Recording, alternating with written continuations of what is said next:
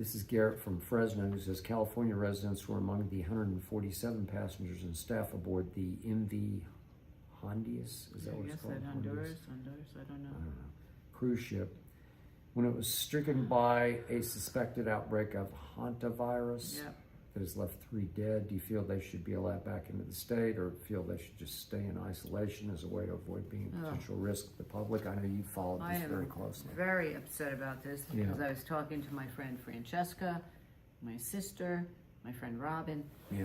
It's scary because I have watched the news closely, and now they've brought back all the passengers.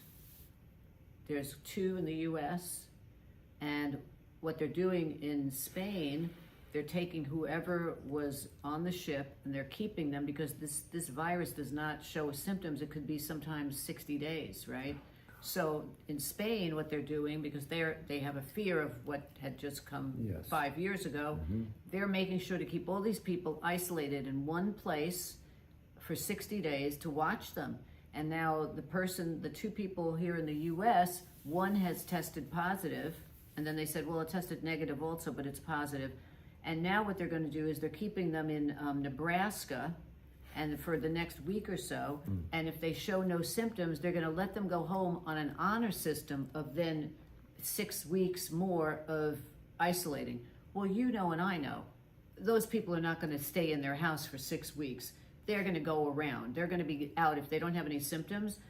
But that's what could happen, is what happened long ago, 5 years ago. And every doctor that I've seen, I saw Dr. Raj, who's on NBC, the Today Show, and I liked him. I liked him throughout the whole, COVID thing.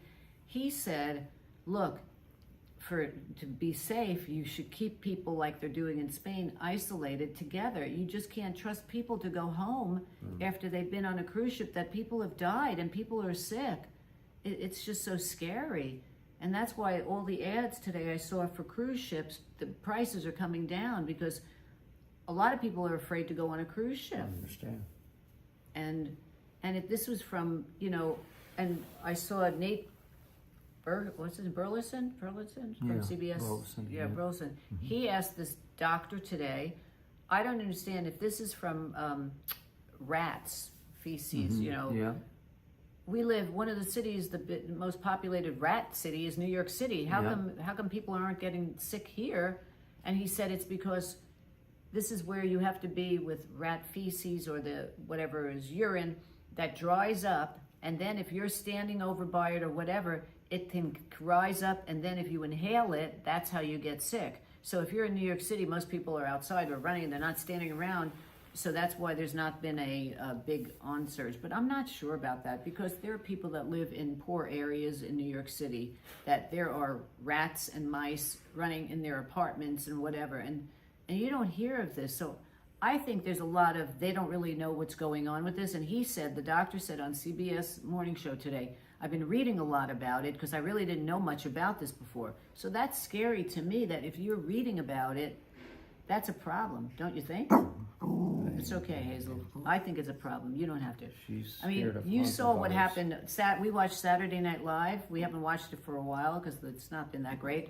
But Matt Damon was the host. And in the news with Colin Jost, I thought it was really funny when they talked about the cruise ship, and then they showed Trump talking about COVID, and they said, he was like, at the point, what do you think about this COVID virus? And he says, I think everything's going to be okay. It's fine. And then they bring it to this moment in time. What do you think about this cruise ship? He said, I think everything's going to be okay. I don't see a problem. It's like, okay, well, do you trust that? I don't think anybody knows.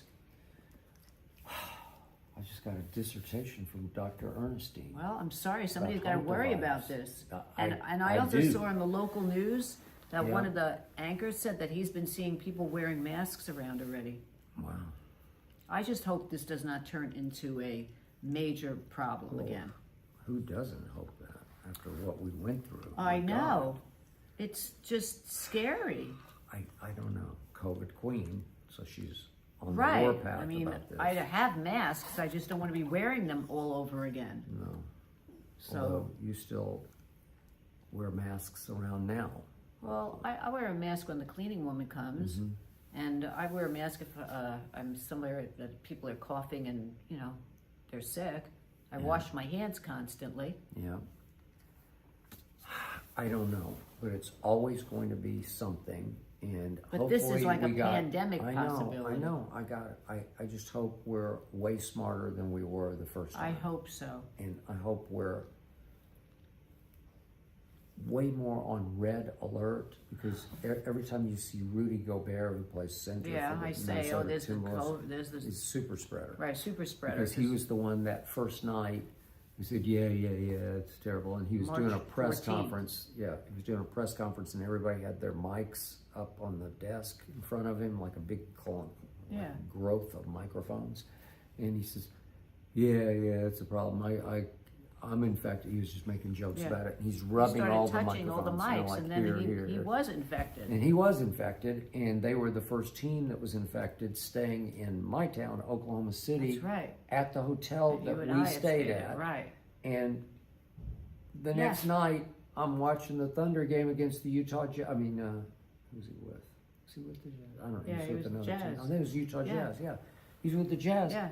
And I'm waiting for tip off, and they say, "Wait a second, the teams have been pulled off the court." Right. Oh, Yeah. and that was the beginning. And I had a manicure that day, and my nail you girl told called me, me. and she said, "You better get over here quick because we're going to close early." Close. And I drove really fast to get my last manicure. And when I got out of my car, Beverly Hills, they were putting boards up outside of Beverly Hills, boarding up Beverly Hills. They were. So there you go. So I don't know. I hope they get on the stick really fast with this. Yeah, and that Friday night before the outbreak, my school, Vanderbilt, was playing a baseball game against UCLA here, Oh, and so yeah. we went to the game, and you were telling me, this thing is coming. Right.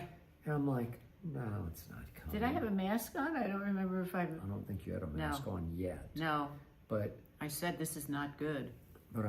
we sat down fairly close to the screen behind home Yeah. plate, and then about the seventh inning of a Right. 9-inning game, we said, okay, we've had enough. Let's beat the traffic. And I turned to go, and there were a bunch of UCLA students up in the upper sections, and they're all like, "Oh, it's Skip, it's Skip." Right.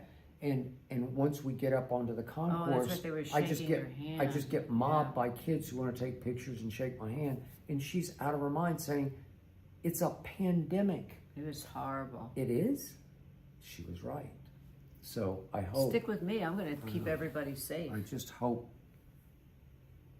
that from Nebraska it doesn't spread. Well, I know. right? That's what they leave people out to be on their own. That's the thing. How can you trust somebody who's going to say, "Oh, I'm going to stay in for 6 weeks"? I don't know. Yeah, right.